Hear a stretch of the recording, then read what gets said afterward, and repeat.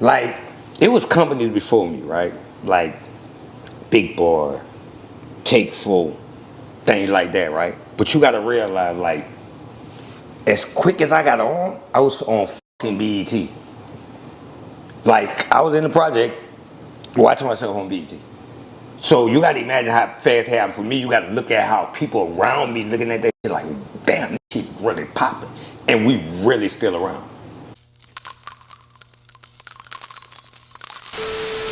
Speak out of it. It's just an old gun. This is so heavy. Like, this what niggas used to rob niggas with, 'cause they'll smack the piss out you with it, and you gonna get your mind right. Oh, this it's like I remember the 22 German Luger. That was heavy, them big old heavy guns, man. They looked at like play guns, the fucking barrel on them that long and all that kind of shit. Like, that's the first guns I seen. Then nigga went around the corner. But like I told you, bro, like, we literally, bro, I was going to Green, right? So days I ain't go to school, all of us will walk down fucking Ferret Street to, it was a, but we go to all schools and jump niggas and take their polo jackets. Me, Boobie Black, Gangsta, Cardi B, it was a lot of us, fucking Lil Pop. It was just everybody out the project that wasn't going to school. We would walk down Ferret Street. And jump people and take their jackets. And jump, boy, if we saw you with a polo jacket on, well, we fuck you up and take your polo jacket. I remember, bro, I told you, I remember, we talked about this off camera though, right? Oh yeah. So we jumped somebody, right? Yeah, tell the story. Take their polo jacket. So this is what we used to do. I was going to Sammy J. Green. Only people was going to Green. I want to say, only people was going to Green. Like, everybody was going to Woodson. Me and Claudia B was going to Green. But before we go to school every morning, everybody would walk upstairs by Claudia B house and get a different color polo jacket, right? Boom, I get me a polo jacket. I go to school. I'm cutting. I'm sitting on this little thing outside Sammy J. Green that's in front of a store called Wagner's. A dude sit on side me and put a gun on my side and say, give me my motherfucking jacket. And I looked. I said, nah, my mama bought me the jacket or some shit like that, right? I hustled, I don't know what the fuck I said. That nigga pulled the jacket back and his name was in it. His name was Psycho. I get that nigga the jacket, I couldn't wait to get back to the project. I go in the house. Everybody used to be in Claudia B house. I go in the house. I go tell everybody, Boobie Black in there. So, Boobie Black, like, I know what that is. Psycho. Black go back and get my, it's not my jacket, but Black go back and get that same exact jacket back. I remember this jacket like it was, say bro, it was the orange polo, it was the green polo jacket with the orange man on it. I'll never fucking forget that jacket. And the dude whose jacket it was that y'all stole. I don't think we probably got it from Psycho. Psycho probably let somebody wear it because Boobie Black and Psycho knew each other. Oh, okay. Because he was, as it went on, like Psycho became one of the niggas who was running around with us when we was taking the jackets. So I think he let somebody wear the jacket and we got them. Because you got to, in that time, like everybody was wearing each other's shit. And Boobie Black went and took the jacket back. Oh yeah. Oh, Black was different, bro. Boobie Black, Black was different.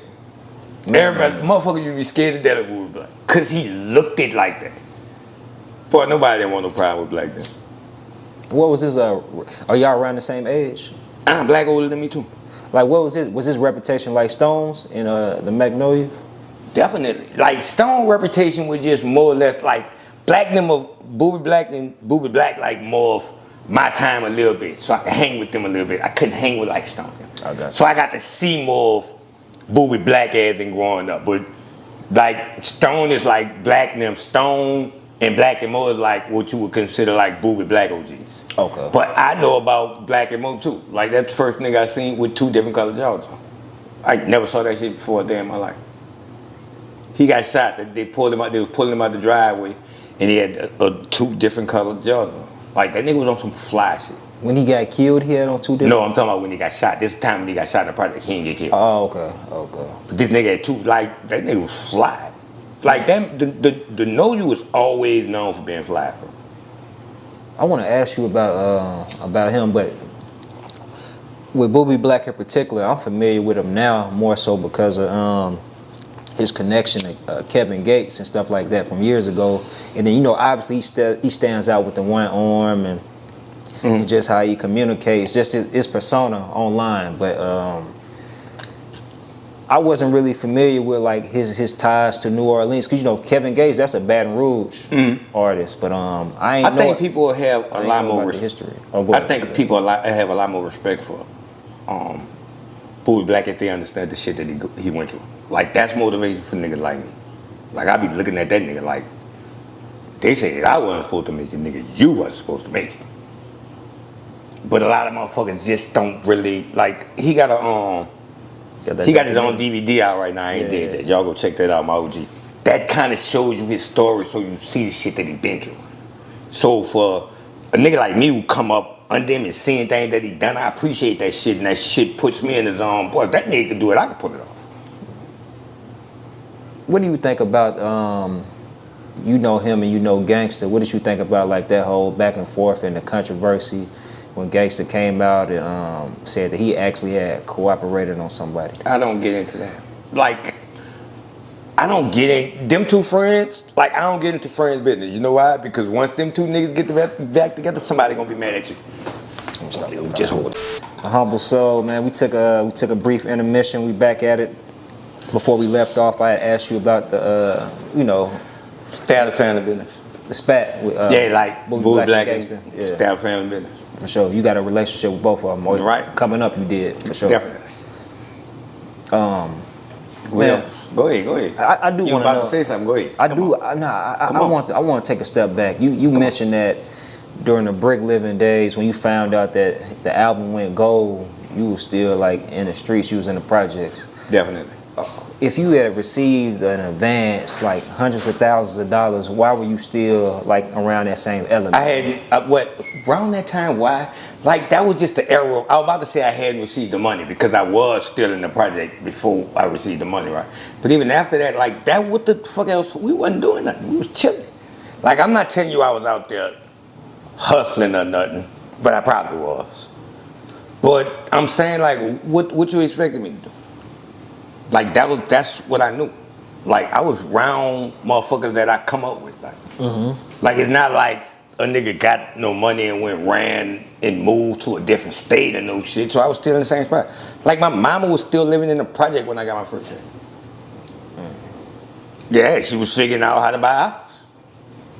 Like, we had to look for a house. That shit, that everything is a process, so right? So when I got that bread, you know what I did with my bread, bro? I ain't even had no account. I'm telling you, real talk. I used to be scared of banks. Like, I ain't know, like, where my money would end up at.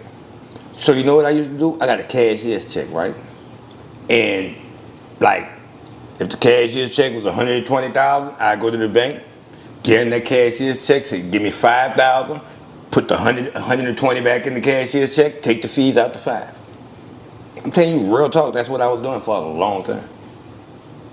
Like cashier's checks. And I cut a hole in my mattress and stuck that bitch under there. When I gave my mama 40 G's. You know what she did with it? Put it in the freezer.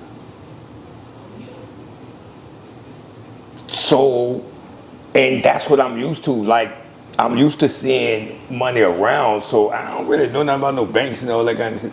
Back then? I had no idea about that shit, bro. Man, was it known the amount of money that you received back then? Like, did your peers, like your people in the hood know? Did you become a target because of that? Nah.